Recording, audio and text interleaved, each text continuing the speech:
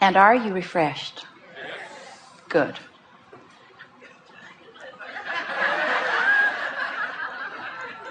You're ready. Right here.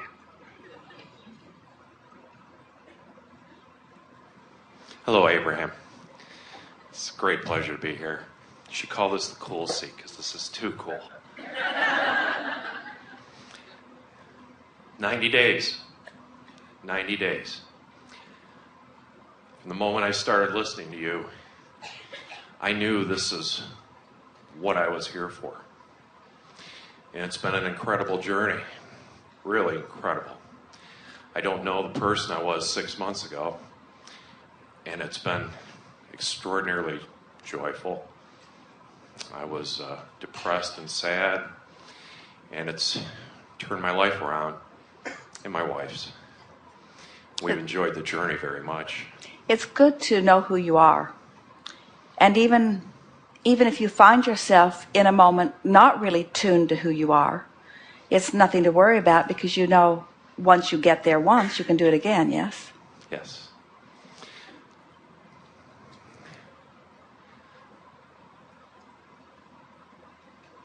I love to love. I love to help people. This is all I want to do. I've had a career, successful, brought me some joy, but it wasn't fulfilling. But as I said, I knew this is what I was meant for. It was from the moment I started listening to you. You said something really important, and we're going to stop on it for just a moment, because you said, I love to love. And we think that that is such an important awareness, because what you're saying is, I love to tune into who I am, which is love. And I love that feeling of love to flow through me toward my object of attention. And there are a lot of people who so want to be loved that don't know the power of loving, because it's that tuning into who you are. And it brings us back around to something Jerry and Esther were talking about it in the dressing room, that awareness that most people are comparing their physicality one to another, and therefore wanting to be loved, where when you get it, that your work is to tune to who you are, which means tune to the love that is you, then you can flow it always. So now, as a teacher and an uplifter and a healer who assists others in feeling better, who loves to love, what happens to someone who loves to love when they're looking at someone who's experiencing a discouragement or a catastrophe? What power does one who wants to love have when you're looking at someone who isn't easy to love? I know in some experiences I've had very recently, I've had to deal with some people that are very far out of the vortex, very unhappy in their own life. And I realized that I was able to separate myself from that and focus my attention on them and bring love to them, whether they were ready to accept it or not. But yet it was in all situations where I've been able to do that, it has softened them, and then that's come back to me. And that's one of the most pleasurable things I've ever done. Well, the question that we have for you, and this is not a test. We know you have the answer, but it's such a good discussion that we want to hear your experiential explanation of it. Once you tune into this vortex and you know who you are, and then you see someone who is having a negative experience, and you don't allow yourself to see that aspect of their life. Instead, you take the other side of the wave. So you don't sacrifice your alignment for the sake of helping them. You maintain your alignment. Do you believe that all of them are ready to receive you? No. And And so then what do you do? If they're not ready to receive you, then what is your best work?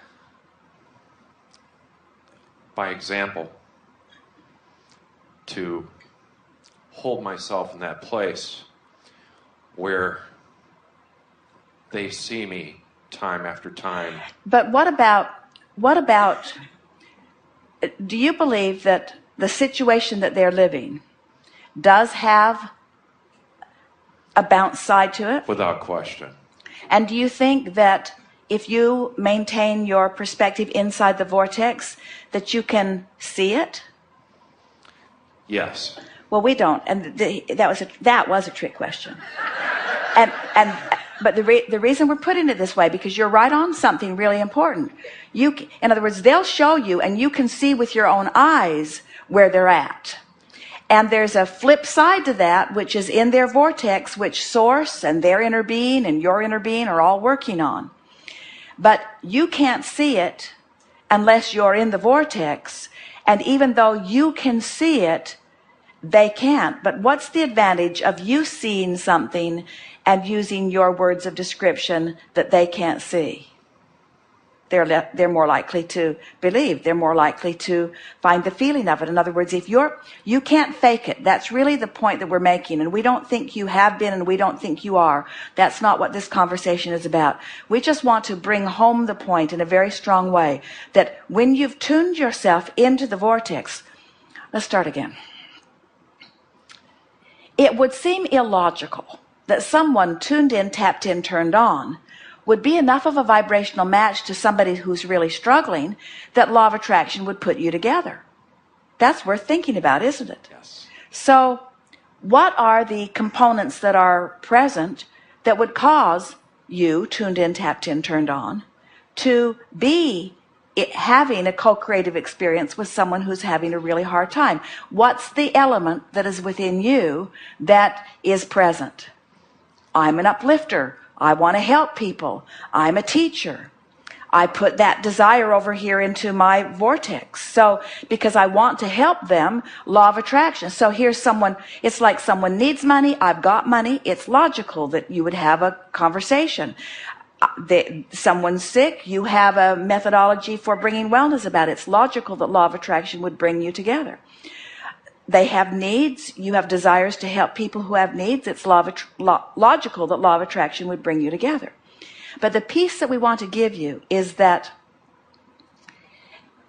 you, knowing all of this, you must be diligent about your attention to your vortex.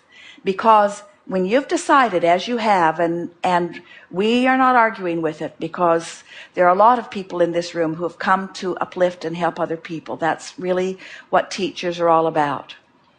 But if you get it, that observation of their life experience will create a different vibration in you than what's inside the vortex. So you can't look with very much detail at where they are.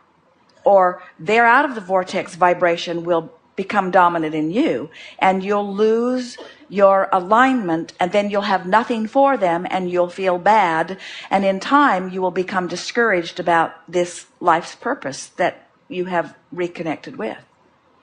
So that's why we're having this conversation. How do you think a person who's really tuned in, tapped in, turned on, who really knows the power of their beingness, even though they're not living it and they can't see it, how do you think such a person would come off to them? In other words, if you know that well-being is theirs and they don't know it, and you know it, what do you think their response to you might be? Probably not very good. Attack. Or they'll try to convince you, because clearly you don't know what you're talking about, because you're not willing to look at the details of their life enough. So then what might you do? In other words, a woman said to us one day, we were guiding her about a good way to respond to her son. And her response to us was, Abraham, my son will think I have forsaken him. My son will feel like I've abandoned him. He's used to me being there for him. And we said, what we always say, if you're out of the vortex, you have nothing to give anyway. But this is the part that we really want you to hear.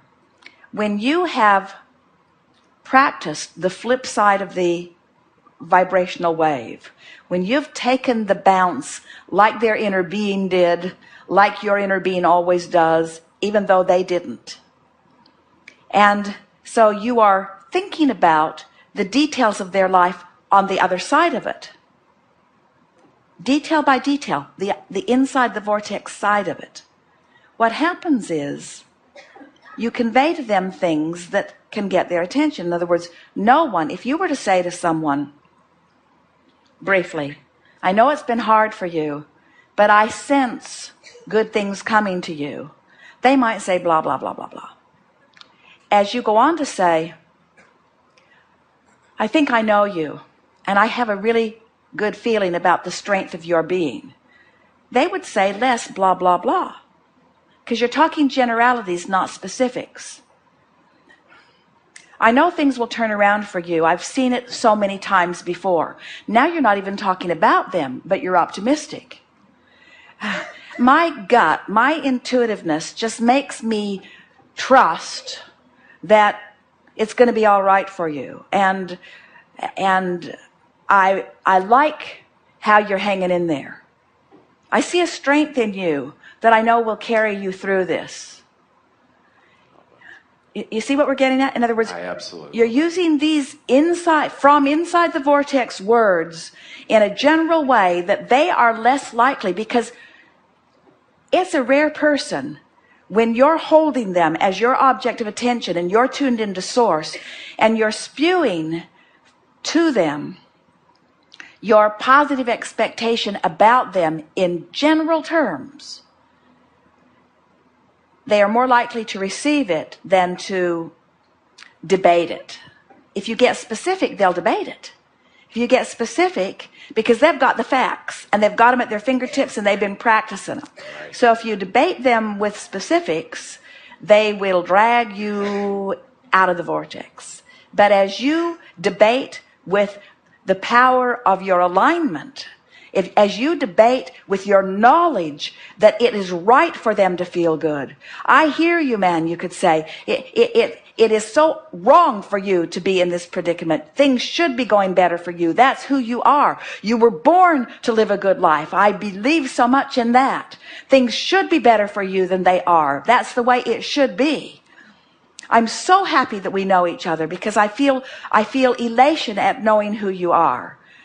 I think your life is serving you extremely well. In other words, you'll know how much Abraham dialogue you can give to them. You don't want to appear to be the inside the vortex freak that you really are if someone's not ready to take it. Happens all the time. Good. Something more?